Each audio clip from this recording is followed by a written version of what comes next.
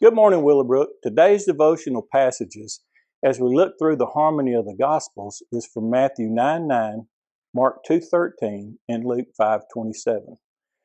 From Matthew 9:9, as Jesus passed on from there, he saw a man named Matthew sitting at a tax booth, and he said to him, "Follow me." So he arose and followed him. All three Gospels have an almost identical account of Jesus calling a tax collector to follow him. The only difference in the three are that Mark and Luke have the man's name as Levi, while Matthew has it as Matthew.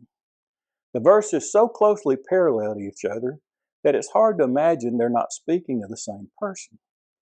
There are a few possible explanations as to why the names are different. Some say that Levi was a tribal name, meaning he belonged to the Jewish tribe of Levi. Others say that his original name was Levi, but that Jesus named him Matthew, which means Yahweh's gift, similar to Simon that Jesus named Peter. It's also possible that he just had a Greek name, Matthew, and a Hebrew name, Levi, like Paul, who was also known as Saul.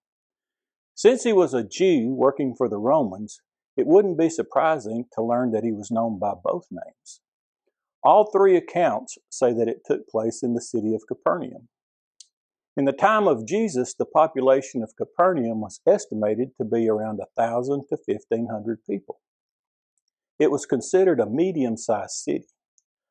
Jesus had been there for a while, and he had taught and performed many miracles in the city and in the surrounding areas before calling Matthew.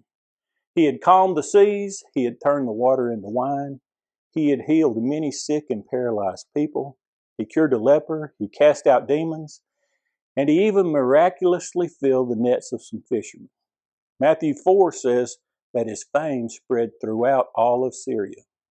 So when Jesus walks by Matthew's tax booth, I'm sure he knew who he was.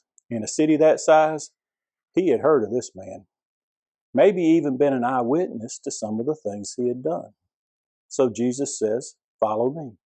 And immediately he gets up and he does. One short passage in three Gospels. Now, some things happened after his calling that Jordan will talk about tomorrow, but today is just the calling. As I read the accounts, two questions came to me. First, why did Jesus choose Matthew? And second, why did Matthew choose Jesus? Now, let me give you my thoughts on the second question first. Matthew needed Jesus. As a tax collector, he worked for the Romans. And as a Jew, this profession was a betrayal to his people. To a Jew, a tax collector was the worst kind of sinner. He was treated worse than a leper by his own people. Tax collectors were known to cheat people by charging more than was required and pocketing the difference. They were considered traitors and unworthy to follow Jesus. But being Jewish, he was also rejected by the Romans.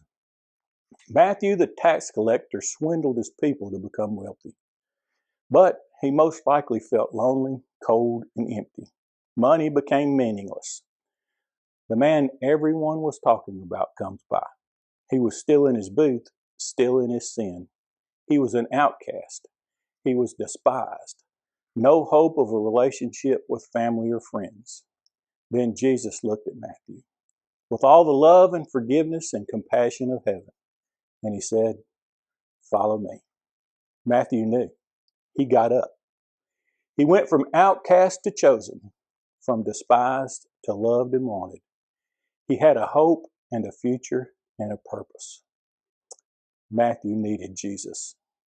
But why did Jesus choose Matthew? Why didn't he choose another fisherman? They were respected by the people.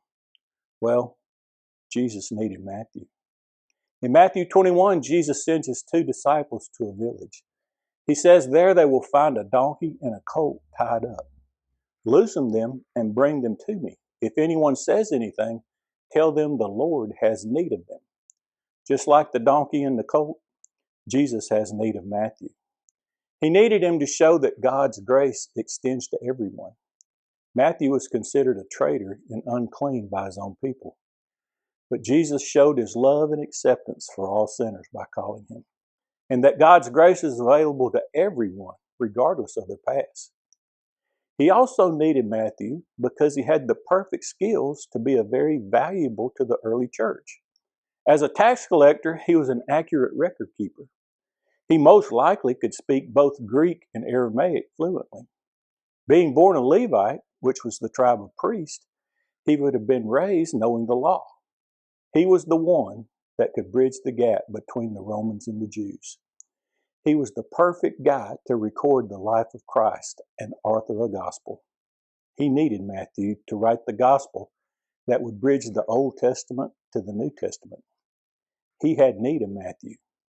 And his calling reminds us that no one is too far gone for a new start. Jesus has need of all of us if we will just answer. Have a great day, Willowbrook.